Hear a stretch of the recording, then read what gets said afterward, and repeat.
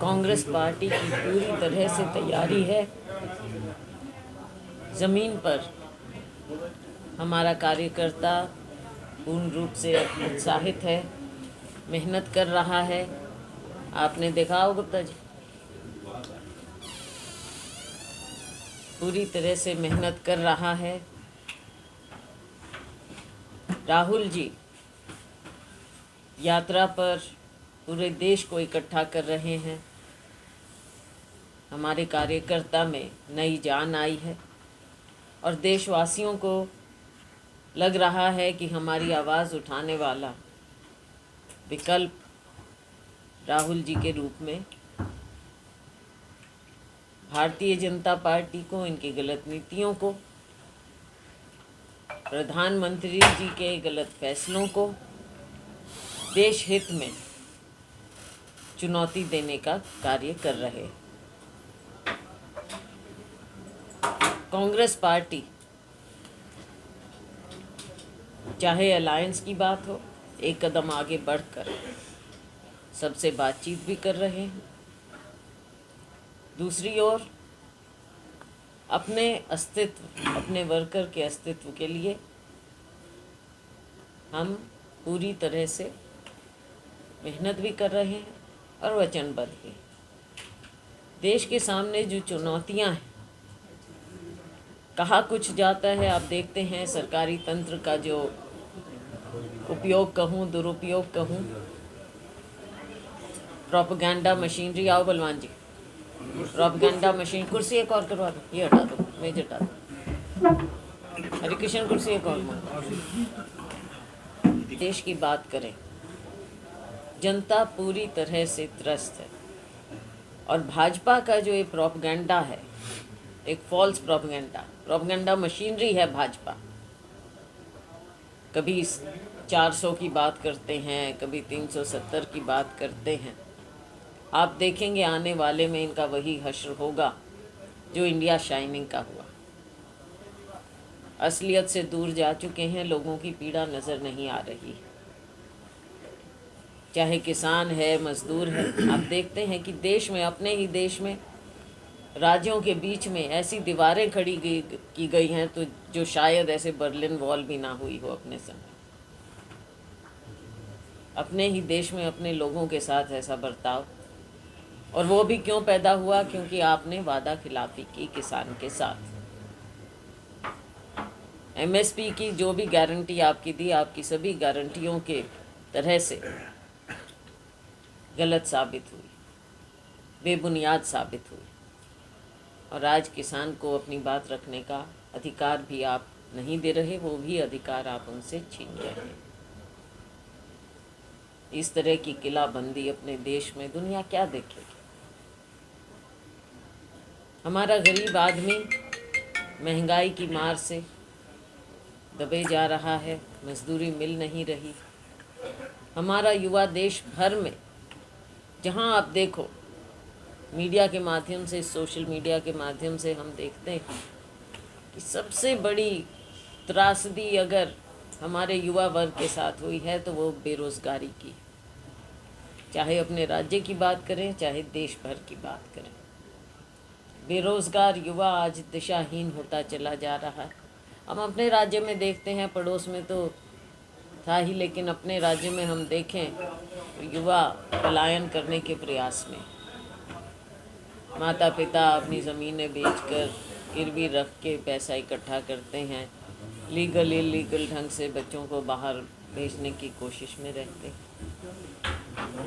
और खुद सरकार, आओ राजपत, खुद सरकार ये दिखा रही है कि यहाँ रोज़गार के साधन नहीं हैं, ना सरकार में, ना निजी क्षेत्र में, और खुद प्रोत्साहित करती है हमारे युवाओं को विदेशों में भेजने के लिए। इजराइल जैसी जगहों में भी आपने पढ़ा कि वहाँ पर हमारे देश के लोग जो गए हुए थे काम करने, कल बमबारी में, मिसाइल अटैक में हमारा एक देश का व्यक्ति हताहत हुआ, 2-3 को चोट लगी हैं।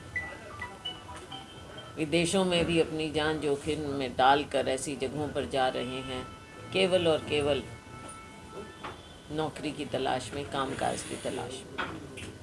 आप विदेशों में भेज सकते हैं, मेक इन इंडिया सब कुछ है, लेकिन मेक इन इंडिया में रोज़गार मेक इन इंडिया नहीं।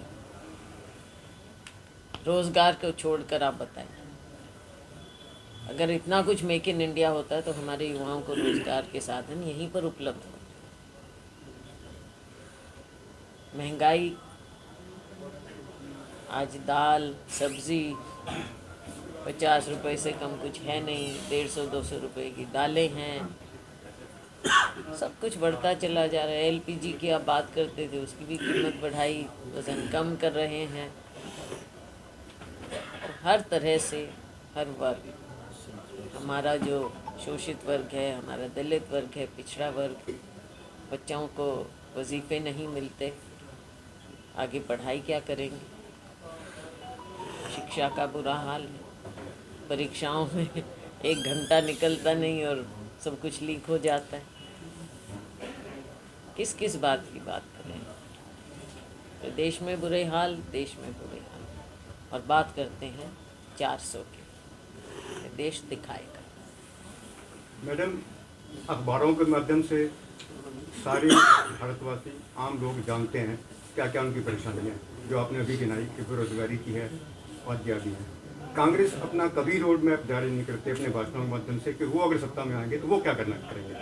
हमने हमारा घोषणा पत्र, उस पर कार्य चल रहा है। शीघ्र हमारा घोषणा पत्र आएगा और आप देख लेंगे कि हर वर्ग के लिए कांग्रेस पार्टी पहले भी किया और अब भी करेंगे। आने वाले समय में जो नई चुनौतियां इस सरकार की मिसमैनेजमेंट से हुई है, अब देखते हैं अमीर तो और अमीर होता जा रहा है और गरीब को कोई पूछता नहीं है। अडानी अंबानी जी जैसे लोग, हम तो मीडिया के माध्यम से ही देखते हैं उनका क्या लाइफस्टाइल, लेकिन आम नागरिक के लाइफस्टाइल का क्या होगा।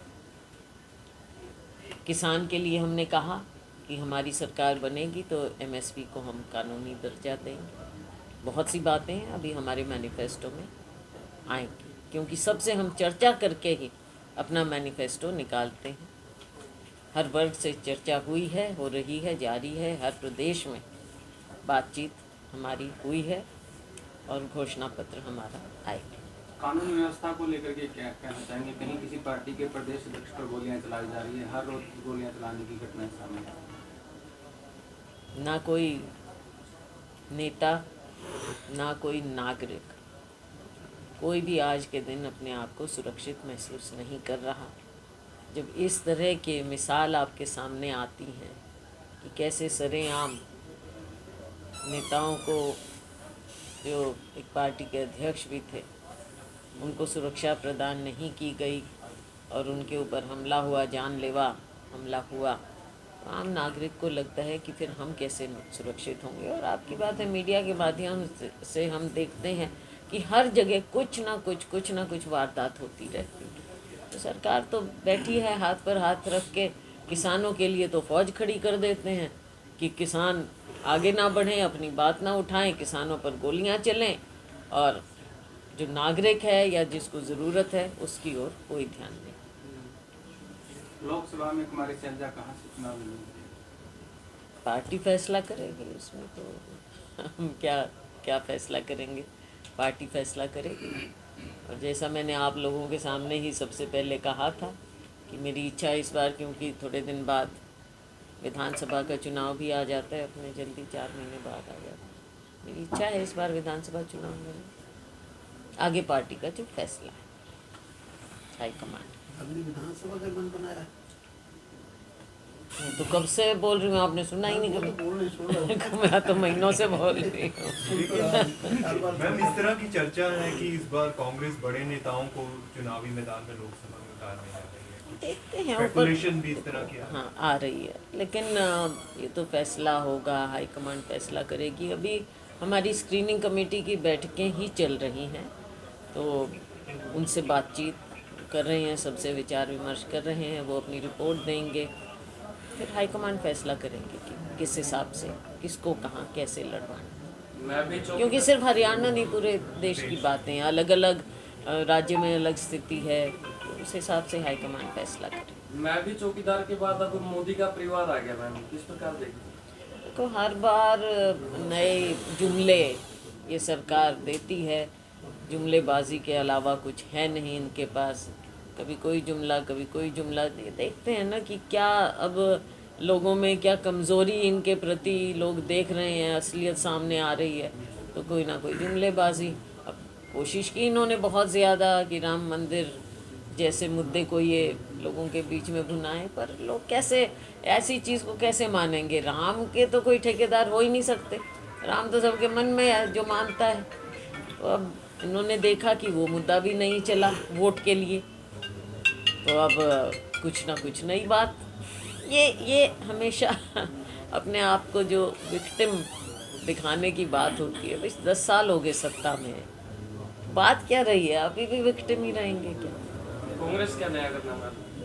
कांग्रेस तो देखो हर बार हमारा ये प्रयास है। पिछली बार हमने न्याय योजना की बात की थी, लेकिन न्याय नहीं मिला।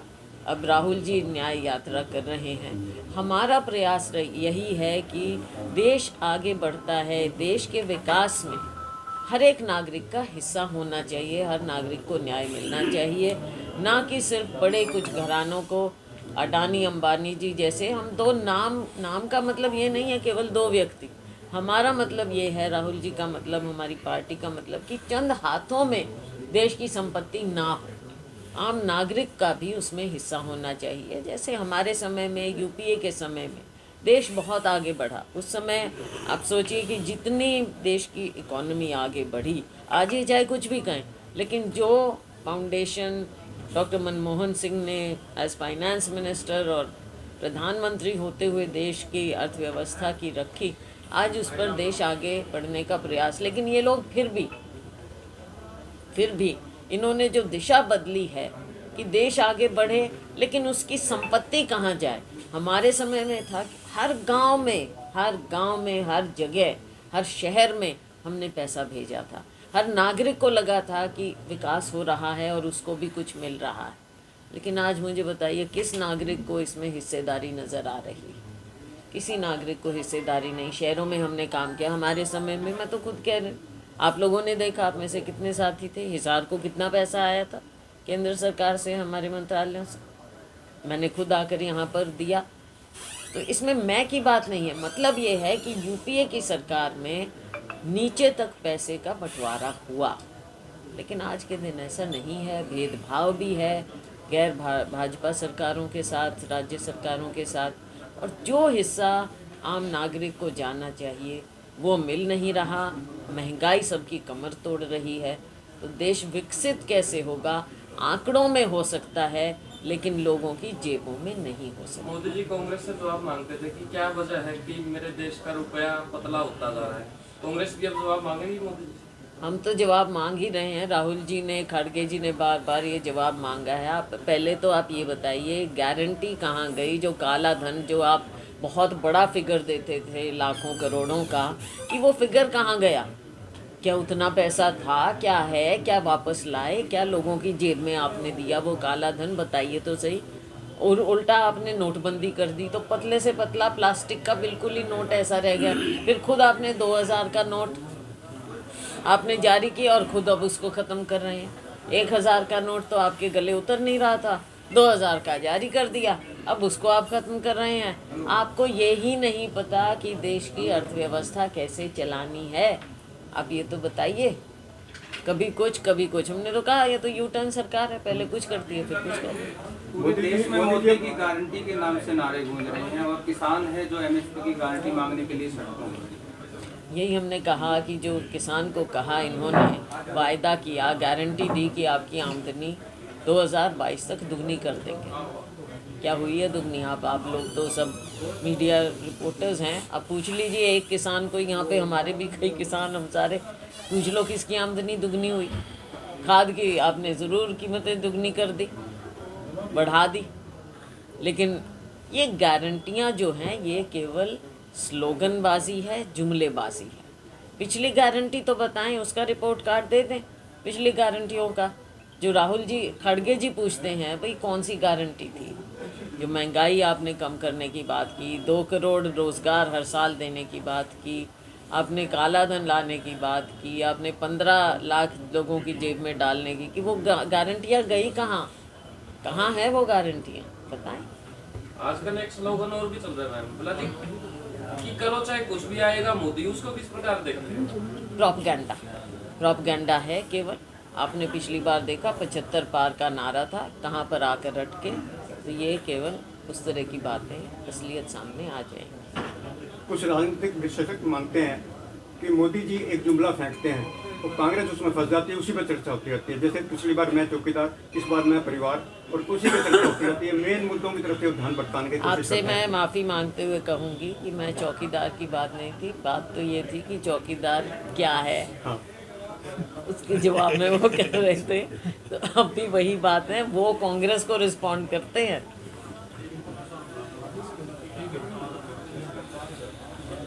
और डन। चुनाव के बाद कांग्रेस की क्या तैयारियां हैं? देखो 10 सीट हैं अपनी, एक गई है अलायंस में, गठबंधन में, एक आप पार्टी के खाते में गई है। तो 10 की 10 सीट मिलजुल कर हम लड़ेंगे। और हमें विश्वास है कि हरियाणा में जो एक बदलाव की लोगों की इच्छा है वो इस चुनाव में ज़रूर नज़र आएगा। ये बेशक कुछ प्रोपगेंडा करें, लेकिन कांग्रेस पार्टी 10 की 10 सीटों पर अपना दावा ठोकेगी, हम जीत कर आएंगे। मेहनत करेंगे, सब मेहनत कर भी रहे हैं। पीछे हमने यात्रा भी निकाली, पार्टी के प्रोग्राम, राहुल जी की यात्रा, हर चीज़ का आपको बाद में नतीजों में नजर आएगा। लोकसभा में जसपा भाजपा गठबंधन को कैसे देखते हैं? पता नहीं हो गया क्या इनका? हो गया? हाँ? कितनी किसको मिली हैं? नहीं हुआ मैडम। देंगे इस साल 10 साल, सॉरी 5 साल का जजपा का, बीजेपी का जो रहा, लोगों को ऐसे लगा कि भाई हमारे को ठग लिया गया। 10 सीट जजपा लेके आई थी, अलग भारतीय जनता पार्टी को कोई पहले तो अलायंस था नहीं, बीजेपी के खिलाफ वोट लिया और फिर उन्हीं की जाके बैठ गए। और 5 साल जो घोटाले पे घोटाले रहे हैं इस मिली जुली सरकार के, लोगों के सामने हैं। अब चाहे कुछ भी करें, ये अलायंस करें, गठबंधन चाहे कुछ करें, वक्त बताएगा। लेकिन लोग ज़रूर इन दोनों की असलियत को जान गए।